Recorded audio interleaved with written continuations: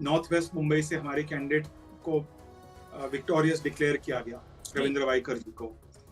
सो हमारी hit rate उनकी hit rate से काफी अच्छा है। सो इन चीजों पे हमें ध्यान देना होगा। लेकिन खास करके मैं मुंबई के बारे में एक बात कह सकता हूँ कि मुंबई में ऐसे हमें लग रहा है कि 6 सीटों में से केवल 2 सीटों पर एनडीए के एमपी चुन के आए हैं।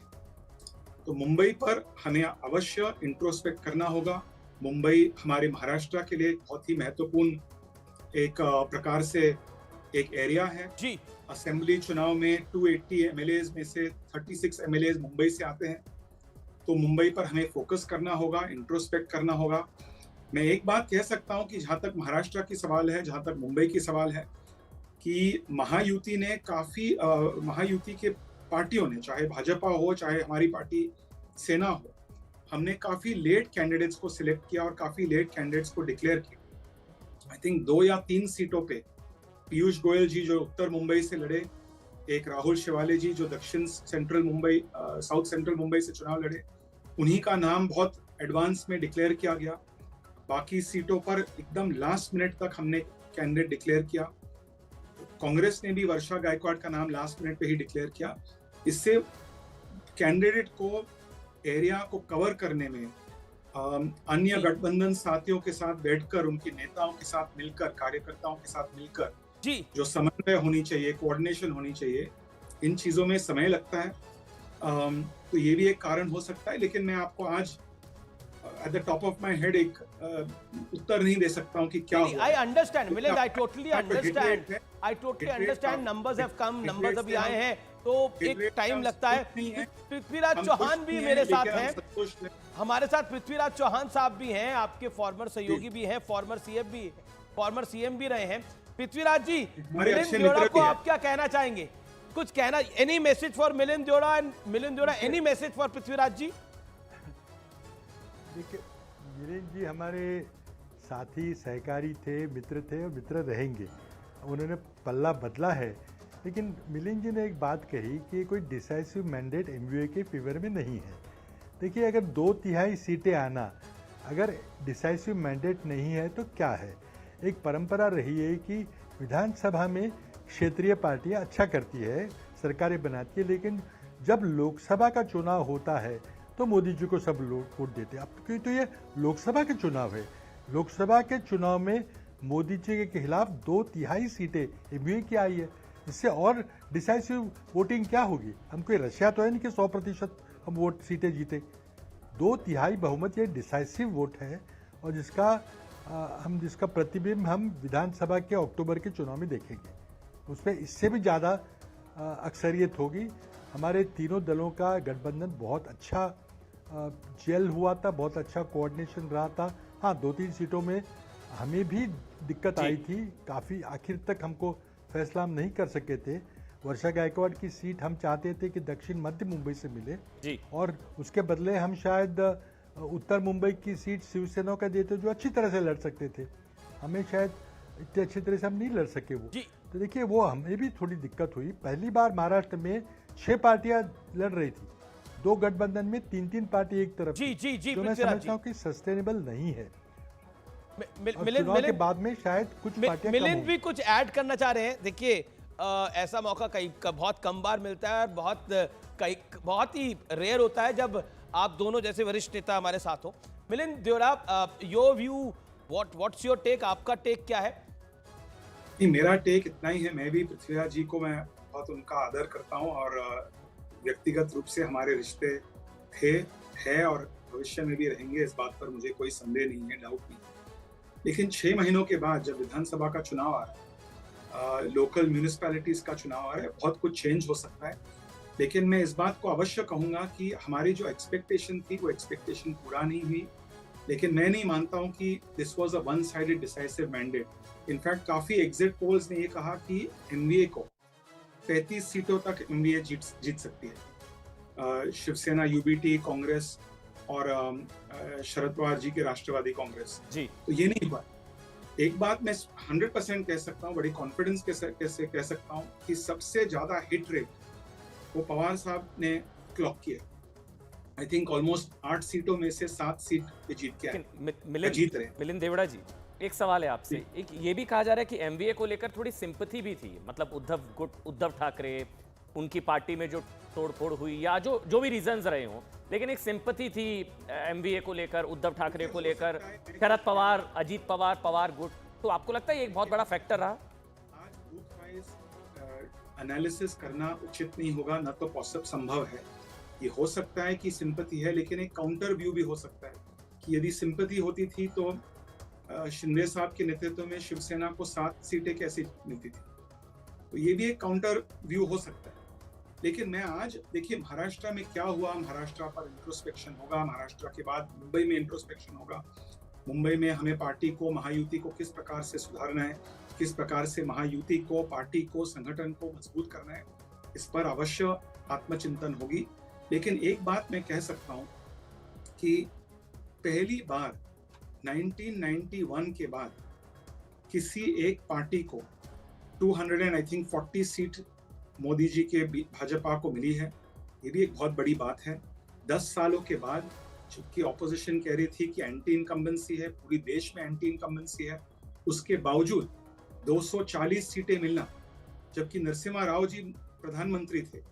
राजीव जी की असैसिनेशन के तुरंत बाद जब नरसिम्हा राव जी देश के प्रधानमंत्री बने, उस समय भी कांग्रेस पार्टी को 1991 में 33 इयर्स पहले 243 सीटें। लेकिन ये कहा जा रहा है मिलिंद जी कि ये एक तरीके का मॉरल लॉस है, मतलब ये नैतिक हार है कि टारगेट 370 था, तो 370 से घटकर 240। पिछली बार शायद 303 थी, तो पिछली बार 303 से आप घटकर 240, तो 63 का वहां नुकसान, टारगेट 400, 370, तो ये नैतिक हार है।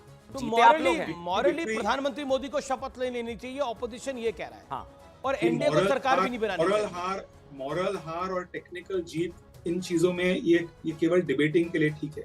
मैं एक बात कह सकता हूं कि मैं यदि आज कांग्रेस में होता था और कांग्रेस जिस प्रकार से रिजॉइस कर रही है, मना रहे हैं कि उनको 98, 99 सीटें मिली।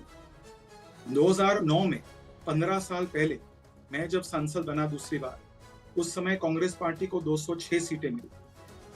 15 सालों के बाद जब मोदी जी 10 साल से प्रधानमंत्री है, उसके बावजूद कांग्रेस पार्टी की परफॉर्मेंस 206 सीटों से लेकर आज 98 या 99 सीटें पे आ गई है।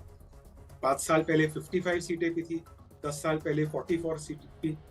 तो आज यदि कांग्रेस पार्टी इस नंबर को लेकर रिजॉइस करी है, पृथ्वीराज चौहान जी और पार्टी रिजॉइस करी है, मैं यदि कांग्रेस में होता था तो मैं रिजॉइस नहीं करता। ये कांग्रेस के लिए बहुत गंभीर, आज भी गंभीर परिस्थिति है। कांग्रेस पार्टी अमेठी, रायबरेली जीत के आई, इसके लिए मैं उनको बधाई देना चाहता हूं। एक बड़ी खबर आ रही है, कल से 9 जून तक राष्ट्रपति भवन जो है वो बंद रहेगा शपथ ग्रहण की तैयारियों को लेकर। यानी शपथ ग्रहण 9 जून से पहले हो जाएगा, ऐसा सूत्रों के हवाले से जानकारी आ रही है। दूसरी तरफ गृह मंत्री अमित शाह और जगत प्रकाश नड्डा दोनों इस समय बीजेपी मुख्यालय के लिए निकल गए हैं। प्रधानमंत्री मोदी वहां पे आने वाले हैं, कार्यकर्ताओं को संबोधित करेंगे। इस समय की बड़ी ब्रेकिंग स्टोरी है। 8 बज चुके हैं, प्रधानमंत्री नरेंद्र मोदी किसी भी वक्त पहुंचेंगे। जो पार्टी ऑफिस है वहां पर जेपी नड्डा और साथ ही अमित शाह निकल चुके हैं। ये एक बड़ी खबर यह है कि 9 जून तक राष्ट्रपति भवन बंद रहेगा शपथ ग्रहण की तैयारियों के। अमित पांडे इस वक्त हमारे साथ जुड़ चुके हैं, मेरे सहयोगी लाइव है, क्योंकि हलचल बहुत ज्यादा तेज हो चुकी है बीजेपी मुख्यालय में। इंतजार प्रधानमंत्री नरेंद्र मोदी का। अमित, अमन देखिए, इस वक्त हम वहाँ पे मौजूद है जहाँ पर अभी पीएम मोदी अब से थोड़ी देर में आने वाले हैं। और आप ये पीछे तस्वीरें देखिए, तस्वीरें बेहद बहुत ज़्यादा करने के बावजूद इसके लोगों की जो भीड़ है वह यहाँ पर इकट्ठा हुई है। और यहाँ पर कई जो महत्वपूर्ण नेता है वो यहाँ पर मौजूद है। देखिए ये पोस्टर देखिए, अभी ये पोस्टर जो रिजल्ट आया है लगा है धन्यवाद भारत राष्ट्रीय लोकतांत्रिक गठबंधन एनडीए। तो किस तरीके से एनडीए की सरकार आई है, एनडीए के महत्व को बताते हुए ये पोस्टर बयां कर दे रहा है इनकी राजनीतिक रणनीति की कैसे अब आगे वो बढ़ेगी। ठीक है अमित, तीसरी बार मोदी सरकार, एक बार फिर से हैट्रिक प्रधानमंत्री नरेंद्र मोदी की तैयारियां वहां पर है, इंतजार प्रधानमंत्री नरेंद्र मोदी का। तीसरी बार मोदी सरकार। मृत्युंजय तिवारी की आरजेडी से मृत्युंजय तिवारी जी, क्या से क्या हो गया सर? नहीं तो क्या से क्या होना था, जो हुआ है उससे पूरा देश खुश है। जनता ने वोट किया, बीजेपी को बहुमत बिहार में आप खुश हैं जी? मैं तेजस्वी जी के परिप्रेक्ष्य में पूछ रहा था। बिहार देखिए बिहार के परिप्रेक्ष्य में पूछा। ठीक है कि बिहार में पूरे गठबंधन को 9 सीट मिले। 9? कहां से 9? 4 आरजेडी को, 3 कांग्रेस को और 2 सीपीएम एमएल को। मेरे ख्याल से 6 मिले हैं। नहीं, 9 सीट है टोटल। और ये देखिए, जो लड़ाई है यूपी बिहार होते हुए ही दिल्ली का रास्ता तय होता है। जनता ने बदलाव के लिए वोट किया है, आपने इतनी इसमें उम्मीद कोई शंका नहीं है। इतनी उम्मीद की थी क्या? आप संतुष्ट नजर आ रहे हैं? ये बदलाव के लिए वोट किया जनता ने, कैसे? जनता ने बदलाव के लिए बीजेपी को स्पष्ट बहुमत, ये 400 पार का नारा का तो हवा निकल गया ना। लोग भी मतलब बीजेपी तीसरी बार सरकार बनाने जा रही है। अरे भाई, तो 10 सालों 400 बाद पार। भी बीजेपी सिंगल लार्जेस्ट पार्टी है। बीजेपी के बाद अगर कोई पार्टी है तो वो कांग्रेस है, जो 98-99 सीटों पर है। अच्छा, तो सिंगल लार्जेस्ट पार्टी है तो उनको बहुमत है क्या? मतलब मोदी ने कह दिया कि हम 400 पार आएंगे, तो आपने पत्थर की लकीर मार ली, 400 पार ही आएंगे। सारे तंत्र, सारे षड्यंत्र, सारे चीजों के साथ वो लड़े, बहुमत में नहीं आई। तो जनता ने तो दिया ना कि हमको बीजेपी सरकार नहीं चाहिए। मृत्युंजय तिवारी जी, 1.5 लाख वोट से मृत्युंजय तिवारी जी, मैं बिहार में आरजेडी तेजस्वी यादव की परफॉर्मेंस के परिप्रेक्ष्य में सवाल पूछ रहा हूं। आप संतुष्ट हैं? यही उम्मीद थी आपकी? हमारा नहीं, हमें उम्मीद थी, भरोसा था कि हम इससे बेहतर करते। हम 15 से 20 सीटों पर जीतते, हम नहीं जीत तो पाए। आपको लग रहा है कुछ ईवीएम में गड़बड़ी हुई है? नहीं, 9 सीटों पर हम जीत हासिल किए हैं, इंडिया गठबंधन वहां। अब बाकी सीटों पर बहुत कम मार्जिन से हम पीछे रह गए। विश्लेषण करेंगे। काराकाट सीट पर आप इसलिए जीते, उपेंद्र कुशवाहा इसलिए हारे क्योंकि पवन सिंह खड़े हो गए वहां पर निर्दलीय, इस वजह से आप लोग जीत गए। आप भी जानते हैं, अगर इसका पूर्णतः विश्लेषण करेंगे तो बहुत सारी डिटेल्स निकल के आएंगी। हमारे साथ मलूक नागर भी है, मुकाबले में तेजस्वी यादव भी है, तो अच्छा परफॉर्मेंस किया ही ना भाई। मलूक नागर इंतजार कर रहे हैं। मलूक नागर, अच्छा परफॉर्मेंस किसे कहते हैं? अब अच्छे परफॉर्मेंस की डेफिनेशन ही बदल गई है। 242 सीटों वाला अच्छा परफॉर्म नहीं कर रहा, और जो टोटल गठबंधन 233 आ रहा है, 25 से 35 दल मिलाकर, वो बेटर परफॉर्मेंस है। 98 अच्छी परफॉर्मेंस है। देखिए देवगन साहब, सलाह फ्री में बांट रहे हैं, एक बार भी ये नहीं सोचते कि हमने 295 में कहा था और हमारे 200 कुछ आकर के रुक गई गाड़ी। अपने लिए कुछ नहीं कह रहे, हमारे लिए जहां पूरा बहुमत है, 272 के जगह 300 के करीब हैं, 292 हैं, हमें अभी नहीं कह रहे, नैतिकता के आधार पर हार है। तो क्या हमारे जो कांग्रेसी साथी पहले बोल करके गए, बड़े सीनियर नेता, मैं पूछना चाहता हूं कि जब तीसरी बार कुछ वोट कम हुई थी नेहरू जी की पहले के मुकाबले बीच वाले टर्म में, सेकंड टर्म में, तो क्या ये एडमिट करते हैं कि वो नेहरू जी की नैतिक हार थी?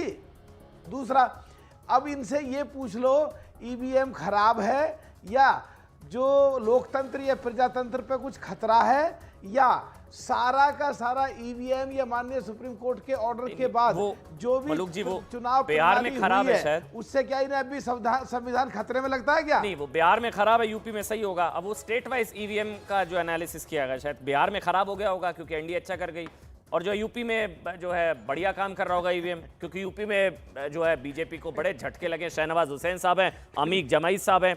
अमीक जमाई, जो मलूक नागर ने पूछा वही मैं आपसे सवाल लेकर आ रहा हूँ। अब तो ईवीएम, डीएम, ईसीवीसी सब बढ़िया, एकदम लोकतंत्र भी बच गया, संविधान भी बच गया। नहीं अमीक भाई, और बहुत बहुत स्वागत और बधाई शानदार परफॉर्मेंस के लिए आपको उत्तर प्रदेश में। अमीक जी, देखिए, सुबह से जब मैं देख रहा हूं, आप लोगों ने इंडिया अलायंस के लिए भी बहुत अच्छी बातें बोली हैं। हम सबका मानना यही होता है कि एक किसी भी जगह पर बैठ के एक इंडिपेंडेंट बात करनी चाहिए। जब नहीं होती है तो हम लोग सवाल करते हैं, क्योंकि विपक्ष में हमारा काम है सवाल करना।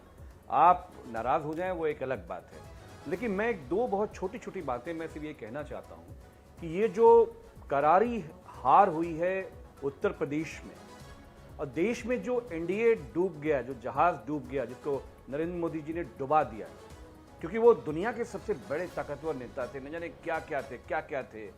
370 आ रहा था, 400 आ रहा था, चलो कोई नहीं आया, कोई बात नहीं। हम ये पूछते हैं इसके लिए जिम्मेदार कौन है? क्या जिम्मेदार प्रधानमंत्री जी जिम्मेदारी ले रहे हैं आज शाम में, या जेपी नड्डा साहब को बेचारे फिर उन्हीं के ऊपर उनको जिम्मा ठहरा दिया जाएगा? एक बात तो ये है। दूसरी बात ये है कि अभी बहुत सारी चीज़ें हैं जो कल इंडिया अलायंस की बैठक के बाद तय होंगी। इतनी जल्दी क्या है? जल्दी अभी सारे आंकड़े जब सर्टिफिकेट बढ़ जाएंगे, सारे कैंडिडेट्स को जब सर्टिफिकेट बढ़ जाएंगे, उसकी गिनती होगी, नंबर अपने आप आ जाएगा। हम तो देख रहे हैं कि भाई हार कैसे नंबर अभी जो एग्जैक्ट में ऐसे ही सरकारें बनती हैं मिला जुला के, बट हमारा ये कहना है कि ये सबसे कमजोर सरकार, सबसे कमजोर प्रधानमंत्री की जो शक्ति थी, जनता ने इनको ठीक है अमीक जी, है। अब एक बार शहनवाज हुसैन का रिएक्शन ले लूं आपकी इजाजत से। उसकी हैसियत क्या है मैं समझ गया, मतलब आप ये कह रहे हैं कि अच्छा आप कंप्लीट कर लीजिए। मतलब ये जो मैं समझ पा रहा हूं कि मोदी जी लगातार तीसरी बार सरकार बना रहे हैं, वो हार रहे हैं, और आप तीसरी बार विपक्ष में बैठने जा रहे हैं, आप जीत रहे हैं। ठीक है, एक बार शहनवाज हुसैन का, फिर आप बोलिए अमीक जमाई। एक मिनट, एक एक कमेंट ले लेते हैं, बहुत देर से वेट कर रहे हैं। शहनवाज हुसैन साहब, सुना आपने, आप हार गए हैं, मोदी जी की नैतिक हार हो गई है। हाँ, मुझे लगता है कि शायद आंकड़ा नहीं देख रहे लोग। 292 एनडीए की गिनती है, उसके बाद भी हमें कहा जा रहा है कि नैतिक हार हो गई। अगर हम 399 भी लाते तब भी कहते कि नहीं आप 400 नहीं लाए, एक सीट कम लाए इसलिए नैतिक हार हो गई। अरे लोकतंत्र में 272 का जादुई आंकड़ा चाहिए, और ये जादुई आंकड़ा हमने पार कर लिया है, 20 सीट ज़्यादा, और मोदी जी के नेतृत्व में सरकार बनने जा रही है।